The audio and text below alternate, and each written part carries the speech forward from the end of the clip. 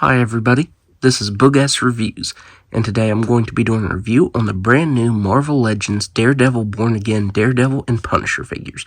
I thought I'd go ahead and review both of these figures together. So before we take a look at Punisher, let's go ahead and take a look at Daredevil and his accessories.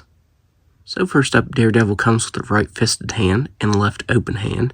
I definitely wish we would have got a set of fisted hands instead of this left open hand. Up next, he comes with accessory holding hands and his billy clubs. He has storage for these on the left side of his hip, but you can see that it barely works. This part right here that's supposed to keep them from slipping is really rubbery, so these end up just sliding out of the side of it. It also doesn't help that they're extremely rubbery. They made these out of such a soft plastic, it's not funny.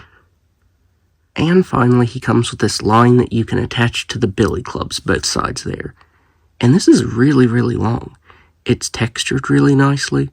I just wish it would have been bendy wire. That way it's not always shooting up like that. I actually had him posed with this up in the air, and you can see that the weight from the billy club on the end here has started bending it. So if you pose it like he's, shooting the billy club upwards, then it's just going to bend over like that. So that's pretty unfortunate. I really thought it was sturdier than that. That's why it really should have been made with bendy wire inside it. That way you could pose it around and it'd keep its shape. So taking a look at this head sculpt, I think Hasbro did a really, really good job on this for the most part. Even though you can only see the bottom half of his face that's exposed there, I think it really looks like Charlie Cox. I think the facial shape is right. The printing that they did for the facial hair there looks really good.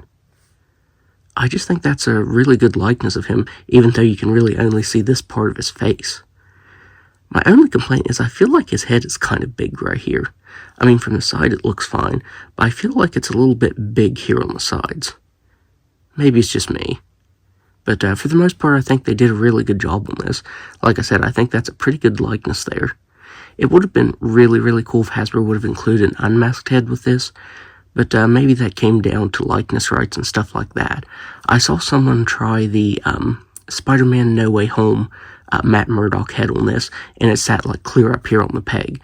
So it's unfortunate that if you do have that, the head won't fit on this one. This figure has some amazing, amazing texturing to it. All of those sculpted textures look incredible. I think that's why I like comic movies and shows so much. The designs and the textures that they add to the outfits. It just looks really cool and it really pops. Especially on the cool action figures. You get so much unique sculpt detail in these figures, it's not funny.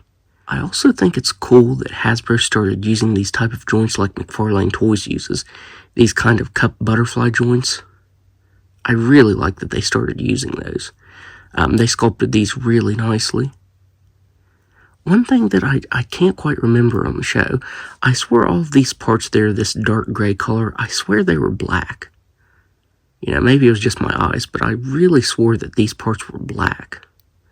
I mean, it still looks cool nonetheless, but I thought they were like the same color as down here. Might be wrong about that, though. I'm still just in awe of how much sculpted details you get. That texturing all over the whole figure looks great. Would have been really cool if they would have painted the joints back here, because that's really noticeable. They just left them cast in red instead of painting anything over top of them. From the back, that is really noticeable. If you look close, like back here, you can actually see the little X's that make up the pattern on his whole suit. I didn't notice that till I was looking really close at that. That is a really fine detail. That's pretty impressive. As I said, the holster on his hip is not made that well. I think maybe if this wouldn't have been such a pliable material, that the billy clubs would have stayed in there.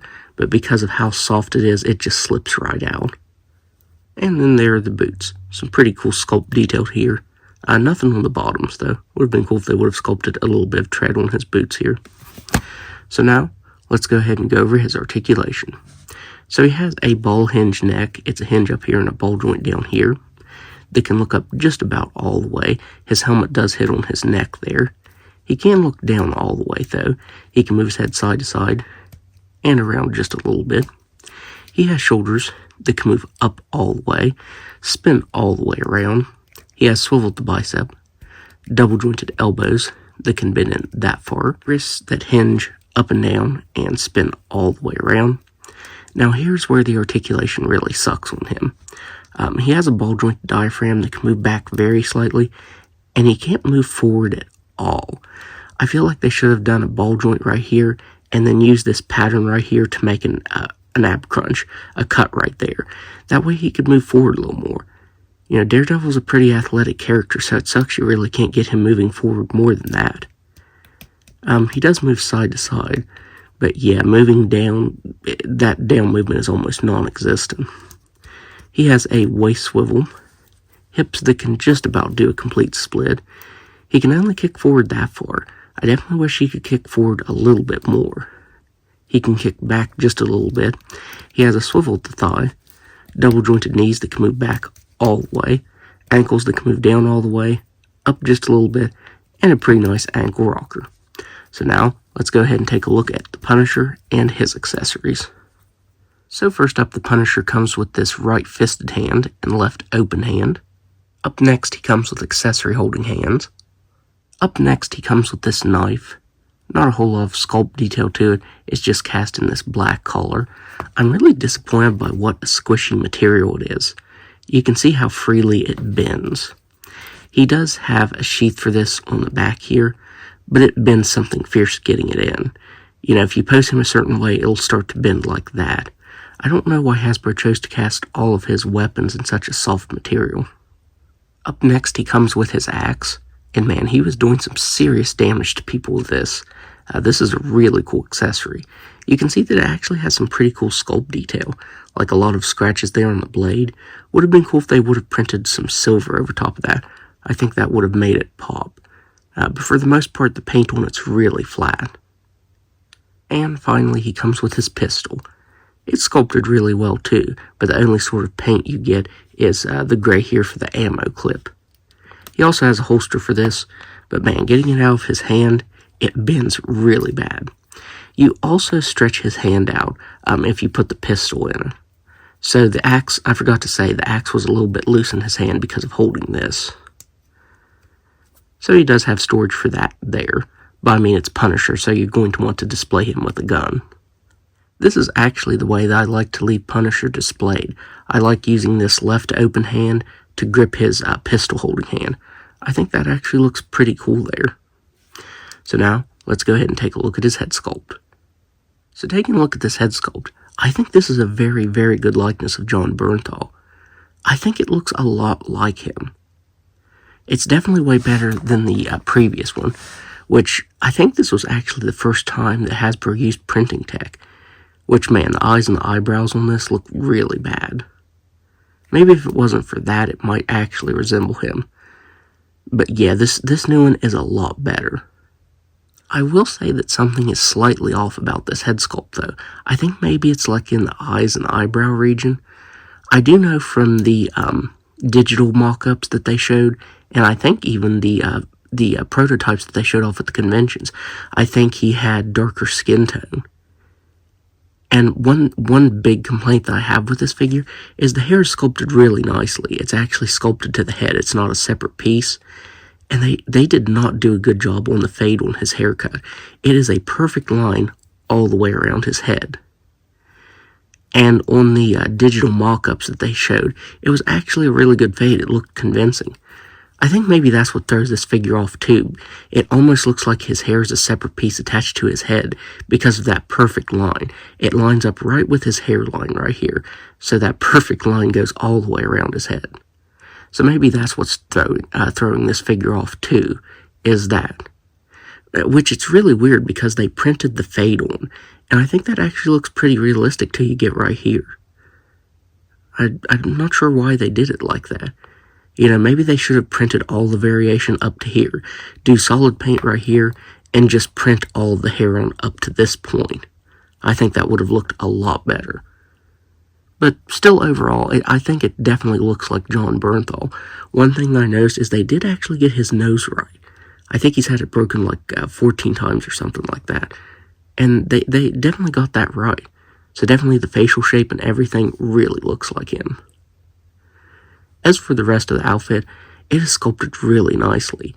His tactical vest looks really cool, And the way that they printed the Punisher logo on there, that looks pretty convincing. Since they did print it on, I think that looks much better than solid paint. It actually does look like the spray paint was running on it. That looks very awesome. There's not a whole lot of paint variation on him, though. Like the ammo clips, the gray on there, it's painted on. You get a couple buttons on the back on. And that's really about it. You do get this flag right here on his right arm, right bicep, I should say, and the skull on the left there, and then gray on his knee pads. That's the only sort of paint variation you get on the figure. But it still looks really good overall. I think the sculpt to his outfit, like the stitch work, looks really good. You get some subtle textures and some spots. I think that looks really nice. They did a really good job at sculpting that. Even the laces on his boots are sculpted really nicely. I do wish they would have given him a boot swivel, though. I think a boot swivel right here would have been really cool. And then there's the back of the figure. You can see that the knife is getting bent because it's such a soft material. So yeah, that is pretty irritating. So yeah, I think Hasbro did a really good job on this figure. I think he's definitely my favorite out of these two. I think he is my favorite figure out of this wave. I guess you could call it a wave since it's only 2 figures. So now, let's go ahead and go over his articulation. So he has a ball-jointed head and neck, and he can actually look up all the way, as well as down all the way. You know, sometimes that's hindered, but this has some really good articulation. He can move his head side to side and around very nicely. He has shoulders that can only move out this far. Just like Daredevil, he's using these new type of joints. They can spin all the way around. He has swiveled the bicep. Double jointed elbows that are kind of tough to move around here. But you can actually get them bending in that far. Though I think that looks a little bit funny right there. On his accessory holding hands, they have hinges that move up and down and spin all the way around. And on the other hands, you just get your regular swivels.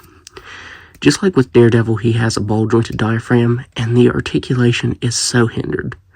So he can move back very slightly, forward just a little bit.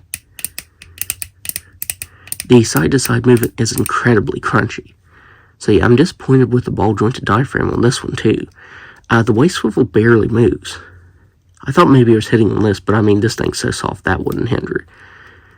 So yeah, I think it's because of the sculpt of his vest hitting on these ammo clips. So yeah, I'm really disappointed by that. He has ball-jointed hips that can actually do a complete split. I think it's crazy that he has better articulation here than Daredevil. He can kick forward a decent amount. He can kick back just a little bit. He has a swivel at the thigh. I don't know if the camera's picking it up, but you can hear that it's kind of a crunchy joint in there too. I really wish they'd stop putting notches on these thigh joints. I've gotten so many Marvel Legends lately that I've had to heat up and shave the pegs down to make them smooth. That way they don't snap the joint up here or break here in the thigh. I don't know if anyone else has noticed that, but that has been really irritating me on Marvel Legends lately. He has double jointed knees that can move all the way back, ankles that can move down all the way, up all the way, and a nice ankle rocker. So now, let's do some size comparisons. So first up here, Daredevil and Punisher are next to the very first version, MCU versions that we got. Both of these figures were from the Man-Thing wave. And these figures were good for their time, but man, they've definitely aged. Like I said, the likeness and the way that Hasbro prints faces on now is leagues better. I think this wave was like 2017 or so. So yeah, in all these years, Hasbro has really, really refined the face print tech. You know, going from this to this is crazy. And finally, here they are next to Jessica Jones and Luke Cage.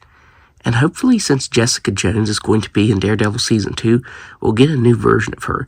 You know, better printed on details on the face, double-jointed elbows. I think she could really benefit from an update. I'd also love an update on Luke Cage and Iron Fist. I think Luke Cage looks pretty good, but you know, again, the face printing could be better nowadays.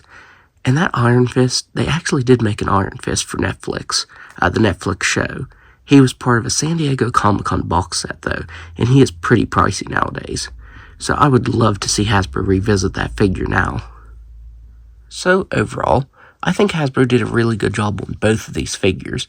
It's good to get an update on Punisher and Daredevil all these years later, and these new figures are leagues better than the originals. I think Daredevil's suit is sculpted even better than the original. The textures look really good, and the likenesses on both of these figures are fantastic. In Punisher's case, it is much better than that previous version. I will say, though, the articulation, particularly the ball-jointed diaphragms on both figures, is horrible. I really wish that the ball-jointed torsos would have been better, and Daredevil would have had something like drop-down hips and a crunch joint. I think that would have been really good. Oh, and Punisher. The way they painted his hair just looks horrible in person. The sides, the way they did that fade. Aside from that, though, I still really do like these figures.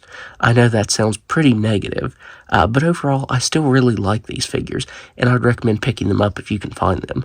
I got these on the Target app. I don't know if they're still in stock on there, but they're also hitting Target stores and even Walmart, so definitely keep an eye out at both of those stores if you're looking for these. So, that's my review. If you like this review, be sure to hit the like button and subscribe to my channel. Thanks for watching.